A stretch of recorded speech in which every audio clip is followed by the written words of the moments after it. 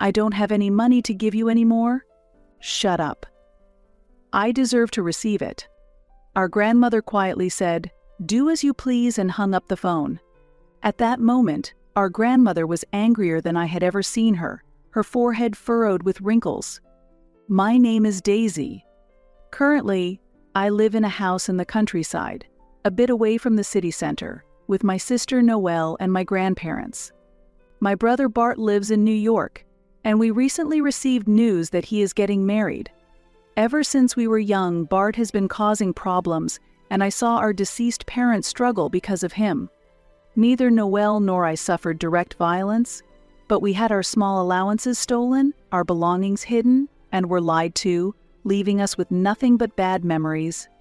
In other words, I have almost no good memories with my brother. In his senior year of high school, as he was preparing for university entrance exams, Bart expressed a desire to go to a university in New York and live alone there. Our parents were worried about him living alone, especially moving to New York, and were opposed to it. However, our parents passed away around that time, and Bart, having been accepted into a university in New York, moved there without a chance to grieve. My sister and I were left in our grandparents' care, and although my brother ended up living alone in New York, honestly, we felt a sense of relief to be away from him. The home of our grandparents, who run a small business, has their office on the first floor, and we live on the second floor. Our pragmatic grandparents raised us with love, and although we couldn't live a luxurious life, we never struggled. Later, my grandmother mentioned that my brother had graduated from university and found a job, but I haven't heard the details. Initially, my grandparents kept in touch with him frequently, but as time passed, they rarely contacted him unless there was something important. More often, even when we reached out, there was no reply from my brother, and he never once came back to our grandparents' house during breaks from university, such as during the summer holidays. About 10 years have passed since then, and now both my sister and I are working as adults, and my brother must be around 30 years old. While living in New York, my brother found a girlfriend and seems to be getting married soon. Though he hasn't visited since he moved to New York, he will return home for a visit to introduce his fiancée, but since we haven't had any contact since elementary school, it feels like meeting a distant relative. When I heard that my brother was getting married under such circumstances, I felt no emotion. A week later, my brother came back with his fiancée. "Hey, doesn't his girlfriend look really flashy?" Noelle whispered. Indeed, the woman my brother brought was decked out in jangly accessories and wore quite heavy makeup. I wonder if this was the type he liked. I don't know. Uninterested in my brother's preferences, I responded nonchalantly, "Nice to meet you. I'm Holly, and I've been dating Bart." Despite her out-of-place attire, Holly greeted us politely. I had initially judged her negatively simply because she was my brother's girlfriend, but I reconsidered, thinking she might actually be a nice person. "Thank you for having us. We'll be taking our leave now. We live in the countryside, but please feel free to visit us again."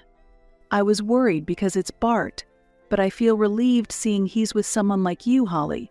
Daisy, please drive them to the station with Noelle. Our grandparents really liked Holly and were pleased throughout. We got into the car to drive my brother and Holly to the station. As soon as we left the driveway, my brother, who had hardly spoken all day, suddenly started talking. "Hey, have you guys got boyfriends yet?" Unfortunately, neither Noelle nor I currently have boyfriends. "No, but is there a problem with that?" When I answered, my brother laughed mockingly. "Haha, just as I thought. It's impossible for plain girls like you living in the countryside to have boyfriends." He insulted us, and Noelle and I exchanged looks. His lack of compassion hadn't changed even after 10 years. "Don't talk like that. It's cruel to them." I thought someone was reprimanding him, but that wasn't the case. Holly joined him in mocking us and continued, "Your brother set up his own company without anyone's help. You, still dependent on your grandparents and not standing on your own, couldn't possibly understand how impressive he is." Any good impression I had was quickly gone. This might be Holly's true nature. You think I'm flashy, right?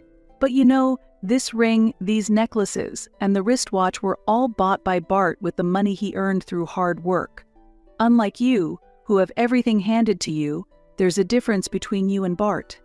She tapped her head with her finger, as if to point out that she was smarter. I was stunned by Holly's condescending tone. I had never heard before that my brother was running a company. However, comparing our lives, having been living comfortably under our grandparents' care, to my brother who moved to New York on his own, she might be right. That's the thing.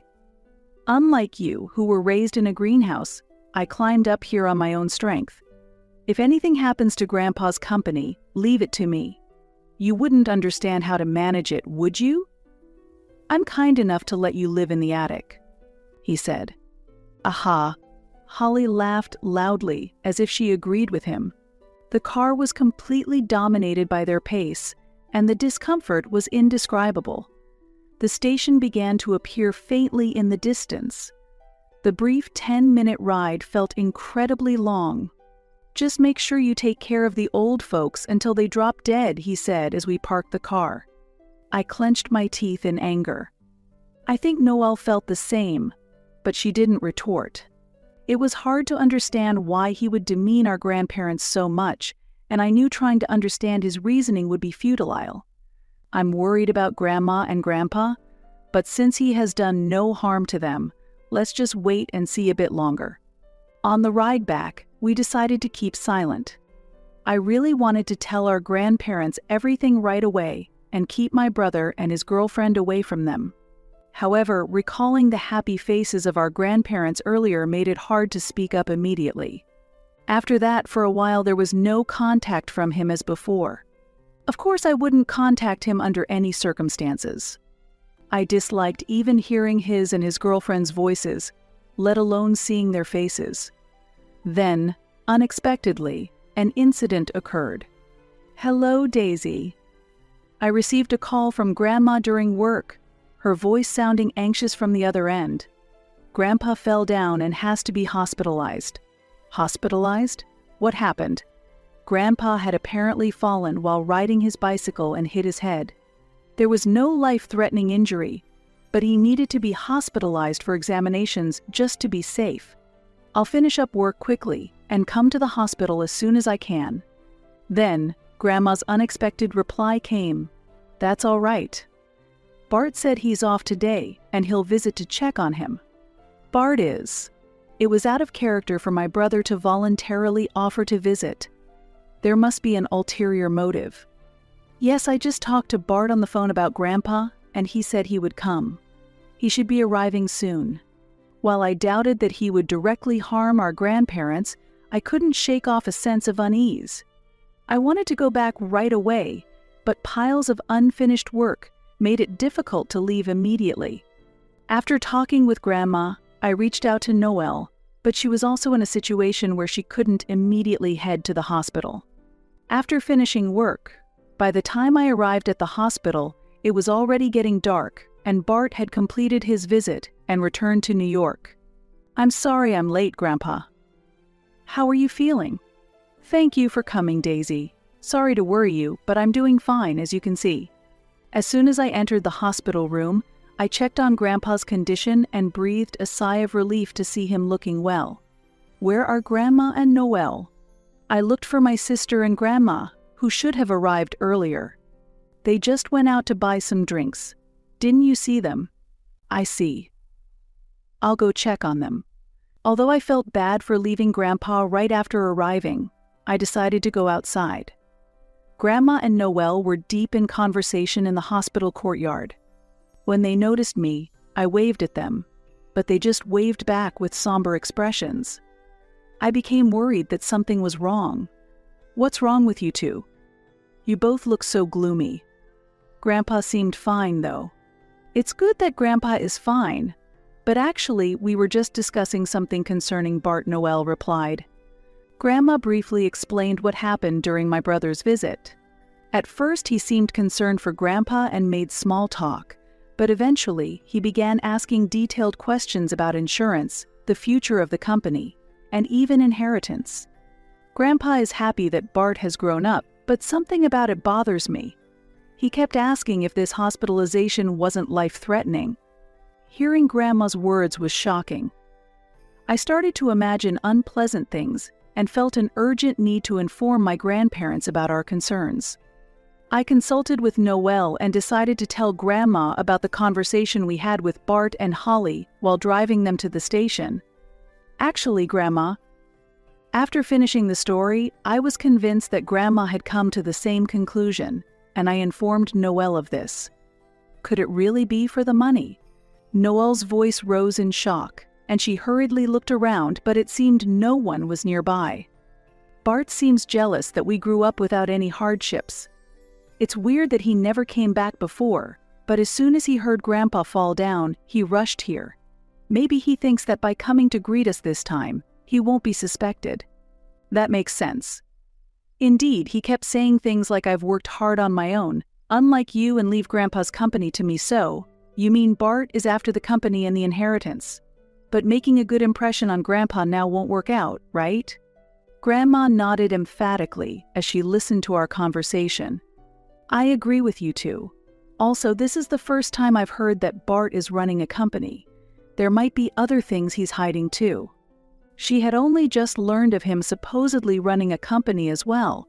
I had assumed Grandma knew about it, but it seemed she was hearing it for the first time. It's getting more suspicious. Grandpa doesn't seem to be on guard at all, but what should we do? As a result of our discussion, we concluded that the best thing to do then was to prevent Bart from meeting Grandpa. Perhaps hinting that we know he's after the inheritance might make him give up. While it was pitiful to think of Grandpa dismissing his visiting grandson, it was a necessary measure. Indeed, the day's visit was likely calculated to ingratiate himself with Grandpa to secure a larger share of the inheritance. He now posed a potential threat to us. It feels somewhat wrong to keep Grandpa in the dark about this. At Noelle's words, both Grandma and I nodded solemnly. That night, following our discussion, Bart called Grandma. The three of us exchanged glances and switched the phone to speaker. I want to visit again tomorrow with Holly, he said. You don't need to visit again. I don't know what you're thinking, but even if something happens to Grandpa, there's no more money left for you. Though Grandma's words about having no money left felt slightly off, it seemed he understood. Grandma, why would you say that? I'm just coming to visit Grandpa. Listen, all siblings are equal. I've said that many times before. Grandma's calm voice contrasted sharply with his rising anger. What do you mean, equal? It seemed the word equal triggered something in him, and his voice grew harsher with irritation. Shut up. What's equal about it? I have a right to receive it. I won't let the past be forgotten. His shout was so loud that the phone's audio cracked. Grandma remained silent for a moment, her expression stern, her brows furrowed more deeply than ever in anger. She finally spoke quietly, "Do as you please," and then hung up the phone. Daisy, Noelle, thank you for today. Let's go to the hospital together tomorrow. Now, let's get some rest. Grandma's voice returned to its usual gentle tone.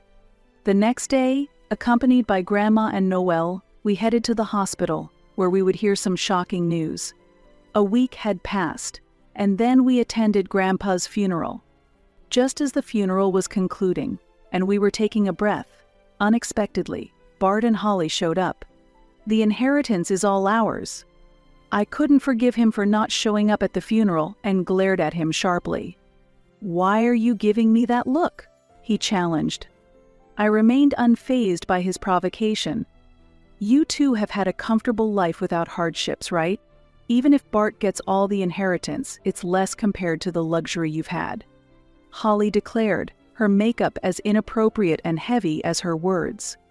My brother has a right to the inheritance. But it seems that was never enough for them. Enough. Grandpa never said anything like that, Grandma retorted. At that, my brother smirked as if he had won. Grandpa told me directly, his will is proof. We were shocked by his claim. A will.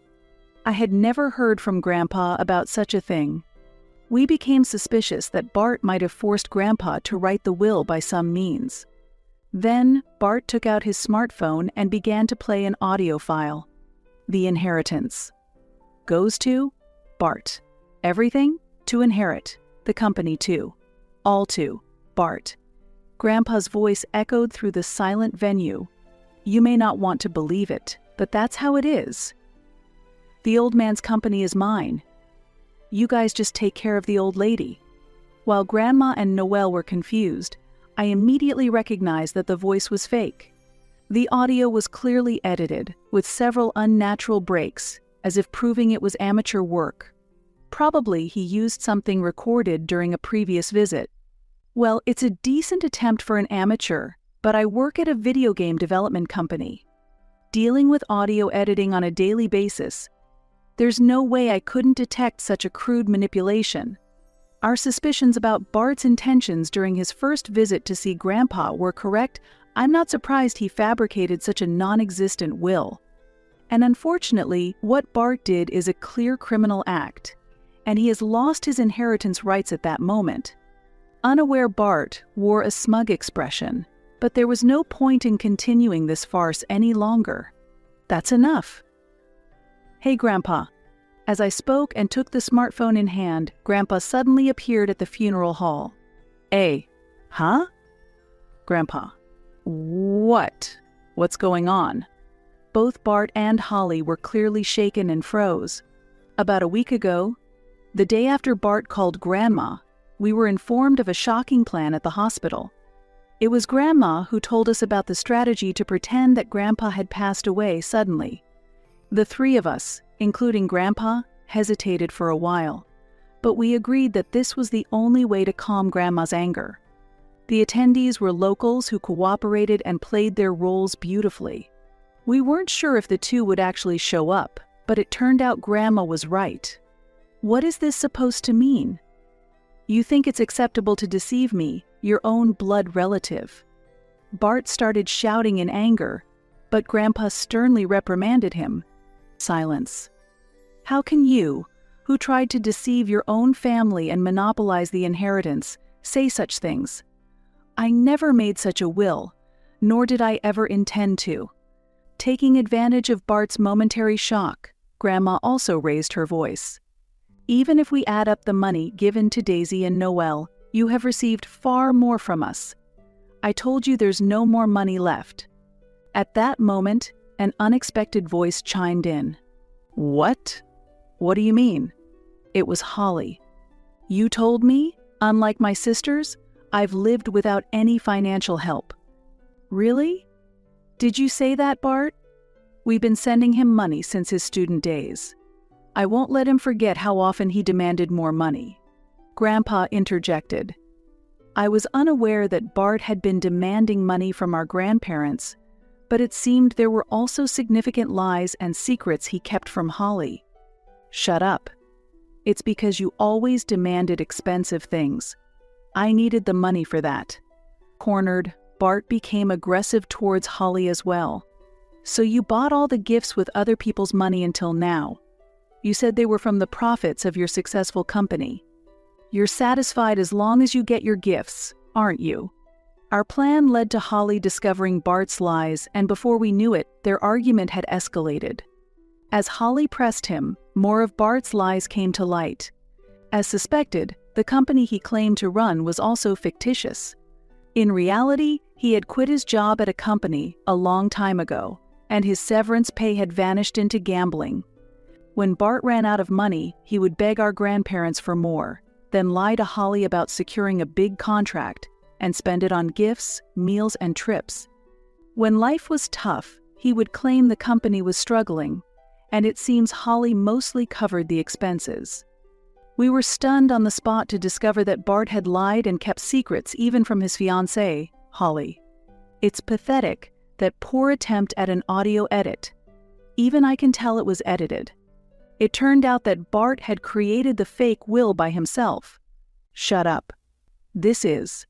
What you've done is a crime. I won't be part of this. I can't stay with such a liar any longer. Let's break up, goodbye. After Holly declared their engagement over, she left the scene. Bart was completely deflated, but as he had brought it upon himself, I felt nothing for him. Bart, your parents left enough money for your college, considering your education. And I don't know what you misunderstood, but we haven't been spoiling Daisy and Noelle. The money we gave you and the living expenses for Daisy and Noelle, all of it, comes from your parents who left it equally for all their children. Could it be? Bart was taken aback, his face showing surprise. We, who were raised by our grandparents, had been told this many times. It felt like a heavy topic when we were children, which is why we never desired luxury and always appreciated our daily lives. The money we sent you, besides your tuition, came from our own pockets. We wanted to support our beloved grandson living far away, no matter the cost. Grandma continued. But you took advantage of that, quitting your job and deceiving even your girlfriend. That was wrong. I am saddened by it. Bart said nothing, his head still bowed. Bart, if you're really in trouble, you can ask us for help. Now take a moment to calm down and think things over properly. With Grandma's words behind him, Bart hurriedly left the venue. As Bart left, he muttered a curse under his breath. About a month later, he returned with Holly. We are truly sorry. I'm really sorry too, Holly added as soon as they entered the house, immediately starting to apologize with such intensity that it was overwhelming. Everyone eventually sat down around the dining table. 10 minutes passed, and the atmosphere remained tense. Feeling uncomfortable, Grandma finally asked, "What brings you here today?" Then they began to address the main topic. You know, I always thought Daly and Noelle were living a luxurious life. I truly believed I was the only one suffering. Bart explained. When he first moved to New York, Bart was balancing school and part-time jobs, often struggling with both money and time. Coming home exhausted late at night after school and work, I had to do chores like cleaning and laundry. Eventually, I grew to resent you, thinking you were living comfortably without any hardships. It was clear that moving back to his grandparents' house would have been economically easier, but having moved away by his own choice against his parents' wishes, it felt awkward to return. Gradually, he started asking his grandparents for money beyond the regular stipends. Once I got used to easy money, part-time jobs didn't last, and working seemed foolish. Soon, I was frequently asking for money, and being treated like a rich person by others felt good, Bart confessed. This continued into his adult life, and naturally, his jobs didn't last long. Meeting Holly during this time, he further lost the incentive to work. I also want to apologize. I'm truly sorry. It might sound like an excuse, but I was blinded by love for Bart. I got swept away by everything they said, Holly said. The two finished explaining and apologized sincerely again. Grandma listened quietly. I understand your feelings now. The funeral trick was a bit mean. I'm sorry for that. But let this be a turning point. From now on, please show us your sincerity through your actions, not just your words. Grandma showed a certain understanding of Bart's words and seemed to no longer be angry. I honestly still haven't sorted out my feelings, but I don't think that everything Bart said was a lie.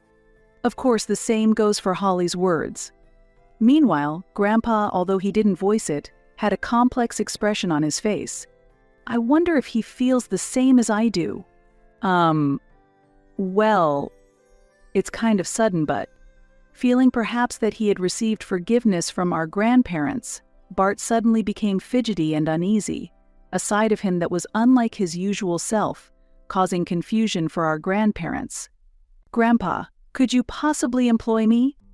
As Bart showed his polite self again, Grandpa showed a slightly surprised expression, apparently not expecting the conversation to turn his way. You really need to get Grandpa's forgiveness for this whole situation, Noelle chimed in, causing everyone to look at Grandpa. Well, let's set a probationary period and see how it goes. Grandpa finally said. It was still too soon to fully trust everything Bart said. However, everyone seemed relieved that Grandpa did not refuse outright. By the way, Holly, you're wearing natural makeup today. different from usual. I ventured, taking advantage of the lighter atmosphere to ask about something that had caught my attention. Holly's makeup was very natural and suited her well. Yes, this is actually more my style. Bart prefers heavier makeup. That conversation led to a broader discussion about the changes Bart and Holly had undergone over the past month. After the staged funeral, Bart immediately told Holly everything and sincerely apologized. Seeing this side of Bart, Holly decided to give him another chance and chose to stay. It seemed Bart was deeply grateful that Holly had returned, as he hadn't expected her to give him another chance after his apology. By the way, what would you have done if we hadn't shown up at the funeral home? Bart asked. Grandma answered simply, "Of course we would have continued pretending until the memorial party." Grandma replied with a mischievous twinkle in her eye. Hey, you were planning to keep Grandpa dead that long?" Bart exclaimed in mock outrage. Laughter filled the living room. Bart, seeming as if a weight had been lifted, showed a bright smile, and Holly looked at him with a face full of happiness. Reflecting on the events that led to their reconciliation seems unbelievable, but now, bonded by a strong connection, they will surely overcome any challenges together in the future. After proving himself during the probationary period, Bart was officially employed at Grandpa's company, and he and Holly moved into the neighborhood. Grandpa, influenced by these events, began to take both the company and the future of the family more seriously, deciding to groom Bart as his successor. Since then, whenever our days off align, everyone gathers for meals or goes out shopping together. The previous conflicts have disappeared, and a harmonious atmosphere prevails. Seeing these happy moments, I sincerely hope that this peace will continue forever.